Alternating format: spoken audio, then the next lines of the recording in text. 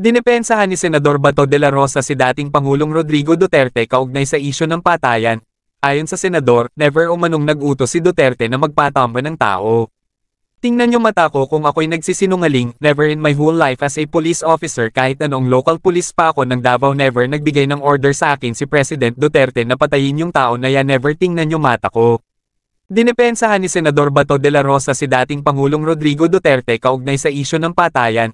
Ayon sa senador, never umanong nag-utos si Duterte na magpatamba ng tao. Hindi ka binayaran sa naging artista ka tapos Yes sir man. ano yung kwan? Anong pelikula yung ginawa? Sir. Anong pelikula yung ginawa? Tupog Imatoy at Pakot. Highest Peak, meron kaming ginawang salida na the highest peak dun sa Mount Apo pero wala akong kahit pisong natanggap eh. Sinong naggumawa nun? Sinong nagpo-produce ng pelikula? Bali po ang director namin si RB Barbarona, yun ang nagsabi sa akin. Singilin natin. Yung talent fee mo, sayang. I think part po ng Sinimalaya, yung Tupog Imatoy. Sinimalaya. Indie film siya. Anong year? It's an indie film that was in 2017. I-search nyo po, actually meron po silang award. Naka-receive po si Piot na, Henyo, ng, Piot kasi yung nickname niya, ng Best Supporting Child Actor Award. Pero wala po siyang natanggap na kahit piso. Yun. So, award ka, Best Supporting Actor Award. And if you will look into the trailer of Tupog Imatoy, the story dwells into the NPA and the actually it's the struggle of the Lumad for the protection of their schools against the harassment of the military. And at the end of the movie, ang naging tagapagtanggol po ay ang New People's Army. So siya po yung bata doon, and then Jong Monson, the former spokesperson of Pasaka and the former it's also was also a former NPA member na nagsurrender na din po. Siya po yung aktor doon. So ito po yung movie po, produkto po ito dahil po sa kampanya sa Talaingod, Davao del Norte. The story was inspired by the struggle of the people in Talaingod. So, yun po, pinagkakitaan din po yung mismong buhay ng mga tao na orchestrated ng CPP and PNDF. So, meaning yung gumawa ng pelikula, galing yung Manila, pumunta doon sa Davao, Talaingod para maggawa ng pelikula.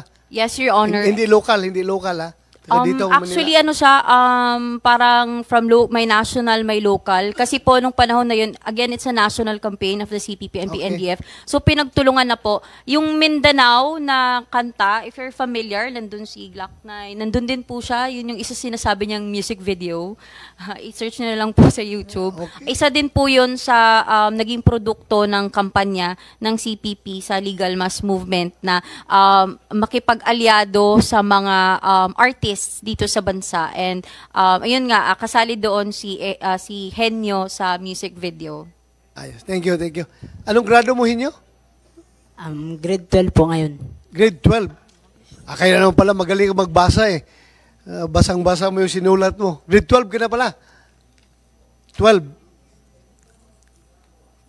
Saan ka nag-aral? Doon pa? Doon po sa Santo Niño National High School po. Davao Norte. Taga Talaingod po. Talaingod. Chairman. Okay. Sige.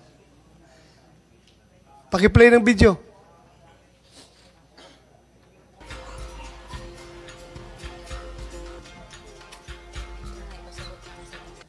Yan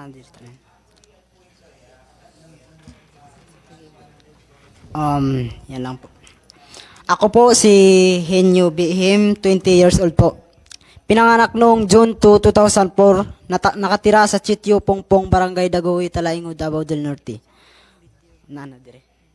Kasalukuyang nag-aaral sa Santo Niño National High School, grade 12. Dumating ang mga NPA sa aming lugar at nagpatayo ng paaralang sa Lugpungan, Sitio Pongpong, Barangay Dagohoy, Talaingod, Davao del Norte. Libre ang lahat kasama na ang gamot, sabon, pagkain at matutulugan. Tinayo nila ang eskwelahan dahil walang paaralan at guro sa aming sityo. At itinayo ang CTCSM, Community Technical College of Southeastern Mindanao Incorporated. Pinagbilang lamang ako ng simpleng arithmetic bilang admission test sa pagpasok ko sa grade 6. Ako ay nag-aral sa STTICLC o Salugpungan Tatano Ikanugon Community Learning Center Incorporated. Nag-grade 1 ako sa Nasilaban Elementary School at pagkatapos noon ay tumigil na rin ako sa pag-aral. Noong 2015, sa edad ng 11, ako ay pumasok sa Salugpungan sa aming sityo pong Purong Barangay Daguhoy. Sa ika-6 na baitang, pagkatapos ng assessment test, ang aming punong guro ay si Ginang Niraya, principal ng STTICLC. Si Ma'am Charlene Sawit, isang volunteer teacher, ang aking Filipino teacher. At si Sir Lazaro, nandito ngayon sa ating harapan. Manlatas, ang aking guro sa Araling Panlipunan.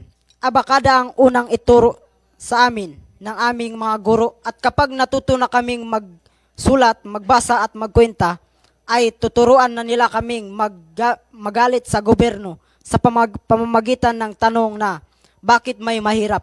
Bakit hindi makakain ng 3 beses sa isang araw? Sir Marcial Rendon, isa ring guro. Minsan masaya sa aming eskwelahan dahil mayroon kantahan, revolusyon song, at itinuturo din ang katutubong sayaw habang may hawak na piking armas.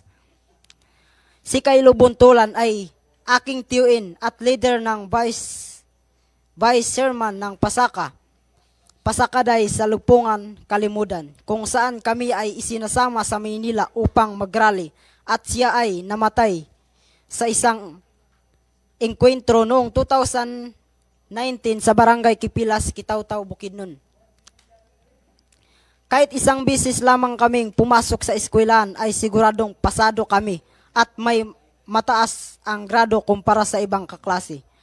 Wala na kaming natutunan dahil palagi na kaming sinasama sa rally. Tuwing walang pasok, umaakyat kami sa bundok upang matutong mag-asimbol ng baril at mag-aral ng kursong MKLRP, maikling kurso sa lipunan at Rebolusyong Pilipino. 8 oras sa pag-akyat ng bundok. Hindi kami nag-asimbol o humawak ng armas sa loob ng paaralan sa Salugpungan. Pero sa pag-akyat ng bundok, doon kami tinuturuang mag-asimbol ng baril. Ang iba naming kaklase ay hinikayat naming sumali sa NPA at isama sa bundok tuwing walang pasok sa paaralan.